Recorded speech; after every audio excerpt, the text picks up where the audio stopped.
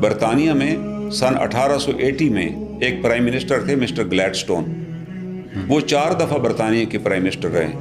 مسلمان اکثر بغاوت کر دیتے, جہاد کے لیے کھڑے ہو جاتے کہ ہم آپ کی بات نہیں مانتے.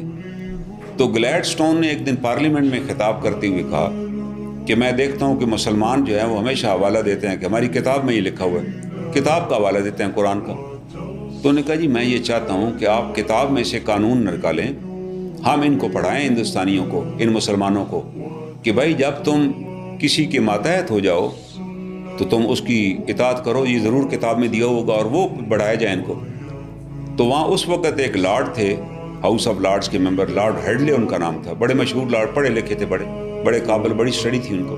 اس کے ذمہ نے کہا ہیڈلے میں آپ کے ذمہ لگاتا ہوں, آپ اسٹڈی کریں اور ہمیں قرآن میں سے وہ آیات نکال کے دیں جو ہم ان مسلمانوں کو قرآن کے ذریعے انہیں اپروچ کریں کہ بھائی آپ اب ہمارے ماتحت آ چکے ہیں, یو بی لائل ٹو اس, ہماری وفاداری کریں. اور اسلام بھی کہتا ہے بی لائل, ہم حکمران ہیں, اس وقت اقتدار ہمارے ہاتھ میں.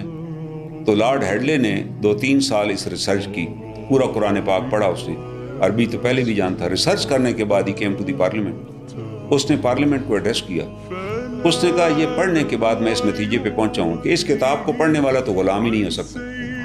آپ کہہ رہے ہیں کہ جناب اس میں بتایا جائے غلام ہو جاؤ تو کیا کرنا ہے, یہ کتاب پڑھنے والا تو کبھی غلام بنایا ہی نہیں جا سکتا.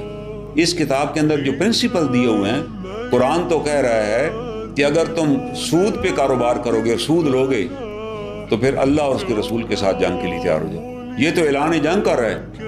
آپ کسی کو قرضہ دے کے تو اپنے ماتحت لا ہی نہیں سکتے, اسلام تو اس کی اجازت ہی نہیں دیتا. آج میں سمجھتا ہوں کہ یہ سود کا جو فیصلہ ہے, آپ کے نالج میں ہوگا کہ ہماری فیڈرل شریعت کورٹ جو تھی, یا سپریم کورٹ کا جو شریعت بینچ تھا, وہ سپریم کورٹ سے بھی سپیریئر ہوتا ہے. ایسے ہی اس نے فیصلہ کیا تھا کہ نام میں سپیریئر ہوتا ہے. ویسے عثمانی صاحب اس کے ممبر تھے, جس میں انہوں نے سود کو حرام ڈکلیئر کر دیا اور انہوں نے کہا جی انہوں نے ٹائم دے دیا کہ اس تاریخ کے بعد دیر بھی نو سودی کاروائی. ہمارے لیے وہ بیسٹ آپشن تھی. ہم ورلڈ ایجنسی سب کو بتا دیتے کہ اب ہماری عدالت نے بندی لگا دی ہے, سود حرام ہو چکا ہے, ہم آپ کو اصل زر واپس کریں گے, اوریجنل پرنسپل اماؤنٹ, سود نہیں دیں گے. وہ بھی قانون کو آنر کرتے ہیں ورلڈ کی ایجنسیز. ہم جب بتاتے کہ جی ہماری تو مجبوری ہے, اور اس کا میکسیمم نقصان یہ ہوتا کہ وہ ہمیں آئندہ کے لیے سود پہ قرضہ نہ دیتے, جان ہی ہماری چھوٹ جاتی. اب ہمارے جتنا ڈیفنس بجٹ ہے اتنا ہی ہم سود ادا کر رہے ہیں اس طرح. لیکن ہم نے اس فیصلے کو مشرف صاحب نے ریورس کروایا, اور اس میں بھی ہماری پولیٹیکل پارٹیز انوالو ہیں. میاں صاحب کی حکومت تھی, انہوں نے اس کے خلاف اپیل دائر کر دی. اپیل میں وہ ڈیسیژن دوبارہ ریورس ہو کے نیچے آ گئے فیڈرل شریعت کورٹ کے پاس کہ دوبارہ آپ دیکھیں جی, آپ غور کریں.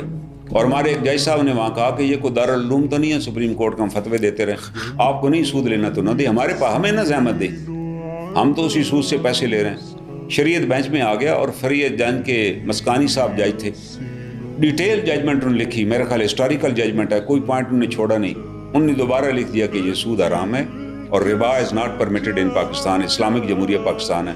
ہم آئین کے اندر بھی کمٹ کر چکے ہیں, سپریم کورٹ بھی ججمنٹ دے چکی ہے. تو کب اسلام کے اور قرآن, ہمارا کام بھی یہی ہے کہ کوئی بھی قانون جو شریعت کے خلاف ہو اس کو ہم نے نال اینڈ وائڈ ڈکلیئر کرنا, ہم ڈکلیئر کر رہے ہیں نال اینڈ وائڈ. شریعت کورٹ بنا ہی اس لیے تھا. اور نتیجہ کیا نکلا کہ اس کے بعد دوبارہ اس کے فیصلے کے خلاف اپیل دائر ہو گئی سپریم کورٹ میں, اور اس کو اس طرح پاور لیس کیا گیا فیڈرل شریعت کورٹ کو کہ جب اس کے خلاف کیس کو اپیل دائر کرے گا تو اس کا فیصلہ آٹومیٹکلی معطل ہو جائے گا. اندازہ لگائیں, کبھی اس طرح دنیا میں ہوئے, فیصلہ جاتے جائے گا معطل ہو گیا.